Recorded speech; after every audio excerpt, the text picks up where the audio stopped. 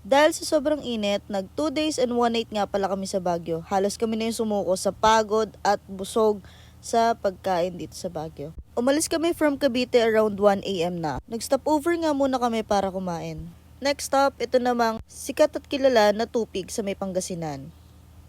At dito, nag-check kami nung iba pa nilang binibenta. Ito nga pala yung tupig nila na sobrang sikat dito sa Pangasinan at 100 lang siya na 9 pieces na. Ito yung nanay ko, nagpa-promote pa ng bukayo. Ayan siya. At syempre, titikman ng tupig. Ano pa nga ba? Ewan ko ano tinitignan ko dyan. Ang sarap nito, promise. Kaya kung may plano kayong mag-Baguio, dito na kayo mag-stop over bago kayo dumiretso ng Baguio. Masarap siya. Inabot na nga kami ng liwanag sa paakyat ng Baguio. First destination, itong Lion's Head, na sobrang sikat at alam mo nasa Baguio ka na pag nakita mo to. At sa mga gusto din mag-tour katulad namin, message nyo lang po ako at pwede namin kayo i-accommodate para sa mga tour na gusto nyong puntahan. Ilocos, Baguio, Sagada at kung ano pa. Dito na rin kami nag-strawberry taho sa may Lion's Head. Solid nito, ang sarap at bihira naman natin tumatikman sa Cavite. Kaya sinulit na namin. For the video si Ante, ang sarap talaga. Solid. So this is must try dito sa may Lion's Head. Masarap yung mga taho nila dito.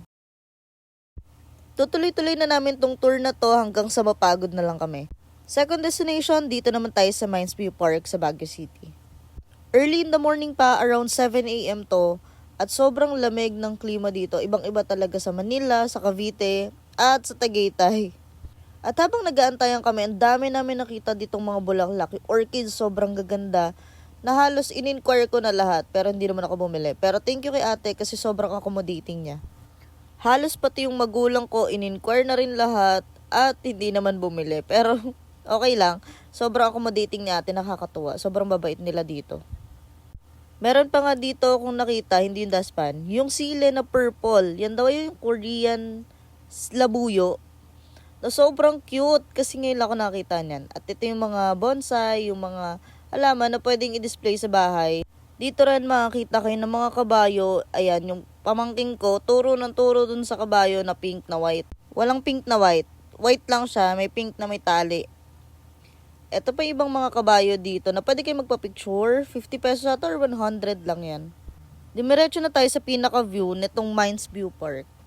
Araw-araw lang si ante dito, go. For the picture yan, for the video, para lang sa content. At ito nga pala, yung pinaka-view sa Mines View Park. Ayan yung dinadayo dito. Yung sobrang gandang view. Kita yung mga iba't ibang bundok. Okay, so breakfast na. Mawawala ba yung pagkain? Ang order ko dito, yung pork tapsilog, sila sisig, barbecue, at iba-iba pa. At in fairness, masarap yung pagkain. Dito lang din yan sa may Mines View Park. Katabi lang mismo. Papitos ata yung name, hindi ko sure. Pero yan, masarap. Ang maganda dito sa Baguio, kahit walang aircon, hindi ka pinapawisan kasi nga malamig. Solid dito. Ang sarap kumain, tas ang lamig pa kahit wala namang electric fan o aircon. Yun, napansin niyo eyebags ko dyan kasi puyat talaga ako. Third destination na tayo, dito naman tayo sa The Mansion. Perfect spot din siya para sa mga picture taking at dito mo lang yan makikita. Kaya kapag may picture kang ganito, ay sure na nasa Baguio ka lang. Aura na naman si ante, go. Naglakad na nga ako palabas at meron dito nagpapa-pretties nung, hindi ko alam, orange na malaki siya. Masarap, matamis, at pwede nyo i-try. Humingi lang ako ng pre-taste pero hindi ako bumili. Ang laki ng pre-taste as in, masarap kasi siya. Okay na yung tikim-tikim lang, hindi na kailangan bumili. So habang nando kami sa The Mansion, may nakita kami nakain itong parang grapes. Pero hindi pala siya grapes, caramay kung tawagin. Para din siyang kamyas at parang nakakatakam. Siyempre, hindi pwedeng hindi bibili. So, tikman namin. At, masarap naman siya. Hindi ko alam, pero parang weird lang siya na medyo malayo siya sa kamyas, medyo maggaras, na parang, alam mo yung madagta, na feeling. Meron siyang tangkay, meron siyang buto. At, maasim din siya, pero hindi siya kasing asim nung kamyas talaga. Perfect din siya talaga dun sa asin na may sile. Masarap, pero para siyang madagta. Nulit ko pa kasi parang hindi ko maintindihan yung lasa. Pero masarap. Konti lang yung asim niya, hindi kasing asim ng kamyas. Si Maika, hindi na rin nakatest at bumili na nitong apple mango. Kasi ang sarap nga naman tignan. Ang lalaki, ang didilaw, at mukhang matatamis. Pero legit, matamis nga siya. Ang sarap niya doon sa bagoong. Susubuan pa ako niya na parang hindi kami araw-araw nag-aaway. Mawawala ba naman yung ube taho? Syempre titikman din natin yan. Hindi nga pala ako yung bumili niyan. Makikipicture lang ako, makikivideo lang ako at titikman ko lang kasi feeling ko matabang siya. Hindi siya maigop sa straw kaya doon na lang sa baso inumin. Parang matabang nga siya o ewan ko kung bumabalang ba yung tamis. Dito sa The Mansion, more on lakad-lakad lang naman at picture-picture dahil merong mga fountain dyan. Ito nga pala yung dulo nung kabilang park sa tapat ng The Mansion. Sorry, hindi na pala siya part ng The Mansion. Right park na pala itong nilalakaran namin na may mga fountain na pwede kayo mag-picture, video at maglakad-lakad. Next destination naman natin, di ko alam kung pang ilan na to, pero ito yung Bamboo Sanctuary. Okay naman dito, maganda mag-picture, maganda maglakad, pero hindi na kami lumayo dahil medyo malamok na rin at pagod na kami maglakad-lakad. Next destination sana namin yung Bell Church, kaso full parking na at ang hirap mag-park dun sa paligid. Hindi yung pulis yung Bell Church, ayan makikita nyo dyan, Bell Church. More on mga ano lang naman siya, picture-picture at lakad-lakad lang din naman. Yun nga lang, yung parking niya ay limited lang. Kung magpa-park kayo, medyo malayo na yung susunod yung paparkingan. Okay, so pangilan na nga ba to? Papunta na kami nito sa Strawberry Farm pero nadaanan namin yung may iba't ibang kulay na mga bahay dito. Saktong-sakto yan kasi ang dami nilang sampay ngayon. Kaya hindi na rin kami bumaba at hindi na kami nagpicture kasi puro sampay lang din naman since Sunday at pahinga ng mga tao dito. Deserve naman nila makapagsampay, no? So, ayan, pinicturean ko na lang, vinidyohan ko na lang from afar habang nasa biyahe kami at hindi kami nag-stop over na. Next is yung Strawberry Farm. Ito yung pinaka gustong-gusto namin puntahan pag pumunta kami ulit ng Baguio. Kasi 9 years ago, na nung pumunta kami, kasama yung buong family ko, 9 years ago, nung nakita nila to at hindi kami nakapasok kasi maulan at hindi nga pwedeng mabasa yung mga strawberry at ito'y masisira lang. Habang naghahanap kami ng farm na pagpipikan, meron kaming nadaanan na nag-free taste ng strawberry tupig naman. So kakaiba, tinikman ko siya. Hindi naman nalalayo yung lasa niya dun sa pinaka-tupig talaga. May konting kurot lang ng strawberry pero hindi siya totally maasim. Okay din naman. Pero bumili kami Next naman is nag-strawberry picking na nga kami. Ito yung ate ko. Siyempre, for the video kami dyan na pagpipik namin. Siyempre, minsan lang yan, no? Dito lang yan meron sa Baguio. Ito naman yung boyfriend ni ate na nag-strawberry picking din. Same si daddy. Ito naman yung daddy ko.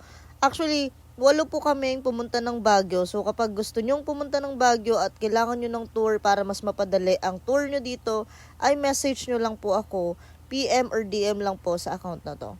Ayun yung mami ko naman, nagpipiking din siya. At sobra naming na-enjoy, promise. Ito yung isa sa experience na hindi mo siya ma-experience sa kahit saan. Kita nyo naman yung saya na dyan habang nagpipik. Actually, tumitikin talaga kami nung mga pinipik namin. Secret lang yun wag na kayo maingay. Tayo-tayo lang may alam nun. Tinitikman namin yung kada pitas namin. Pinupunasan lang namin or kung may dala kayong tubig, pwede nyung hugasan bago nyo kainin.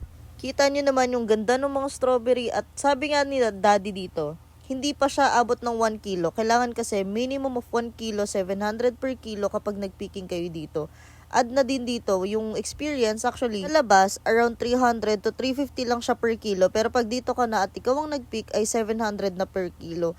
Pero kasi ang binabayaran dito is yung experience at yung fun sa pagpipick ng strawberry. Bumalik kami dito para nga magpick pa ng mas maraming strawberry. At kasi nga, hindi nga umabot ng 1 kilo yung aming nakuha kanina.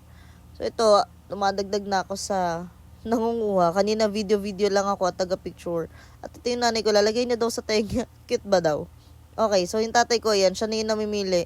At kumukuha ng mas marami para matapos na kami dito. Kasi medyo tirik na yung araw.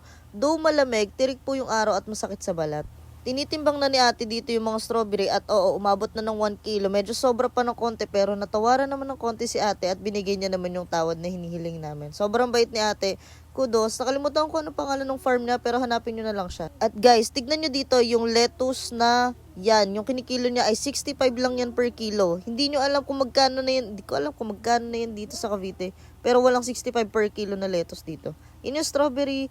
At mawawala ba yung strawberry ice cream? 'Di ba? Solid. Ang sarap nito, guys. Dito kayo mismo sa Strawberry Farm, mag-strawberry ice cream at sobrang sarap. Lasang-lasa niyo yung pagkapuro nung ice cream nila dito. Pwedeng nasa buns, pwedeng nasa cone yung mga ice cream at pwedeng kahit saan nyo ipalagay, kahit sa baso, sa cone, kung ano pa man. Dito tinanong ko yung pamangkin ko kung masarap. Oo daw, masarap daw.